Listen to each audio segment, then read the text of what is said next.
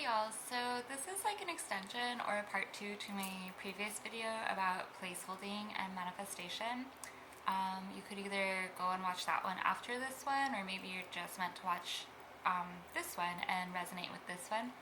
However, I just felt really called to make another video, so here we go. So with placeholding and manifestation, it's really helpful to have a placeholding item to hold space for your vision, which as I talked about in the other video, like placeholding is like holding space for what it is you're calling in, so the universe can match you. And like when it sees that you're holding space with a placeholder for something that really matters to you, it's easier for it to like deposit that into your vibrational bank account per se. And I just share this from my experience and what has worked for me. I'm not saying I have it all figured out. I share to help others because I know that manifestation and abundance can be quite ambiguous. So anyways, when my husband and I were house hunting for a home here in Florida, and this is really important for those of y'all that are like manifesting and like you're manifesting with like your partner or like with kids, and so you have like outside energetic influence going on as well, okay? Because that adds like an extra drag to like the manifestation process, honestly, at least what I've noticed, because like their doubt or skepticism or non-understanding can be helpful sometimes it's not, can get in the way of things. So my husband can be really slow to move and very stubborn at times. He's a Taurus and I'm an Aquarius. I'm really quick to move and quick-minded, and so finding like that balance, I have found that like having placeholders for what I'm calling in holds space for me to call in what I'm calling in without getting irritated with him for sometimes being like a stick in the mud. And so one of the things I did when we were manifesting this place is I asked him, I was like, what all do you want in this space? Because if you don't tell me what you want, I'm going to put everything I want on this paper, and then you're going to be really salty when we move into a house that's everything I want and doesn't have like the stuff you want in it. Because it's not my job to include it. It's his job to manifest as well, right? Like, there's emotional labor in relationships and there's also energetic labor.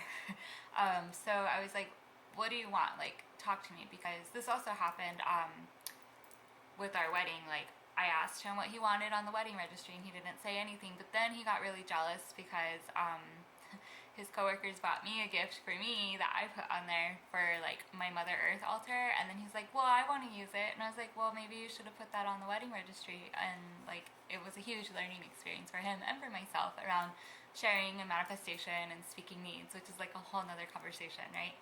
But so in this case, learning from that past experience, I was like, okay, what do you want? Like, tell me and I'll write it down. So he told me what he wanted and I told him what I wanted. I wrote it all down. I know he's not necessarily going to do the manifestation work in the way that I do it because, well, we have different signs. He's an earth sign, I'm an air sign. We function in different ways, right? And so I wrote it all out during a certain moon. I don't remember which one it was. And then I signed it. And I had him sign it, and then we have 3 cats, so I wrote their names and we drew little paw prints for them, and that was like the equivalent of their signature. And then we taped it to the refrigerator. And so this list, this manifestation paper of like our dream home, was taped to the refrigerator for quite a while. Actually, I think it was up there, I think we put it up in like a September, and then we moved in a November, so it was up there for like 13 months, I think. It was up there for a while, which granted we were moving from like one state to another. It's a little different when you're like moving out of state to be able to like look at houses, right? And then when we were house hunting, we looked at 50 houses, not exaggerating. It was not a fun experience. And my husband is not as familiar with like manifestation and stuff as I am, so it was a really good learning experience for him, and it was a very like self-validating experience for me. And he was like, well, maybe we could do without this, or maybe we could do this neighborhood, and I was like, no, what's on the paper? And then he was like, okay. And then like the first trip out here, nothing on our paper was like showing up anywhere, like nothing. We didn't even get to like visit the city that we wanted to live in. We were looking at all these other potential cities that were on the paper, but some were not. So then when we came back, I was like, okay, like we're gonna stick with the paper.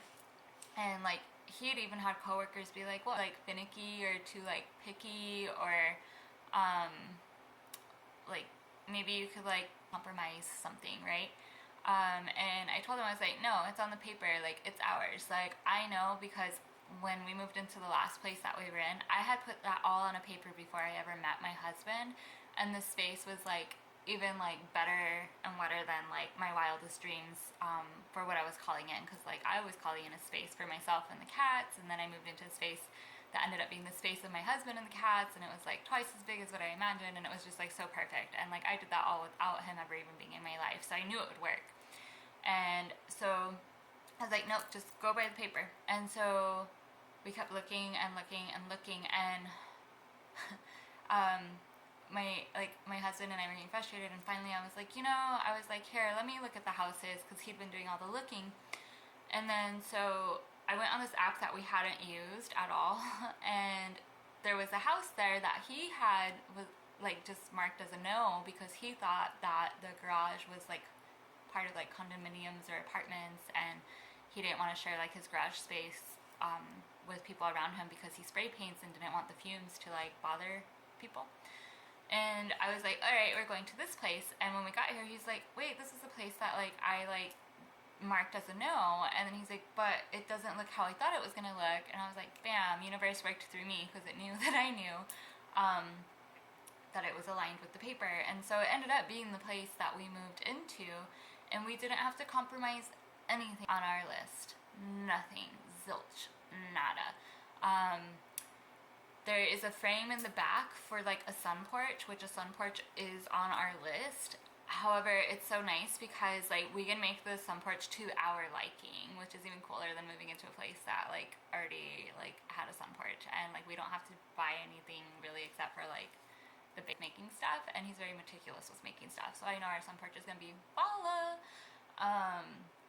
So like yeah, and it was like in our budget, it was in our location. Tell us that like we would not get what we wanted, and like I knew that the paper was like holding space for what was ours, and sure enough it happened. And so he learned a valuable lesson, because he never had to really like trust and work his manifestation muscle in that way before, and so now he is on the same page, which is helpful, so that when we go into first time home buying, we can all write it on paper and then put it on the fridge and let it hold space. And as it holds space, we're going to take care of the place that we live in now, and when the time is right, it'll be time for us to move into that place. Meanwhile, we need to be grateful for and enjoy what we have now, and demonstrate to the universe that we can handle it, and that like we feel worthy of it, and that we don't push it away by like neglecting it or stressing about things like outside of our control. Like while we are in this space, it's important for us to be present and enjoy what we called in.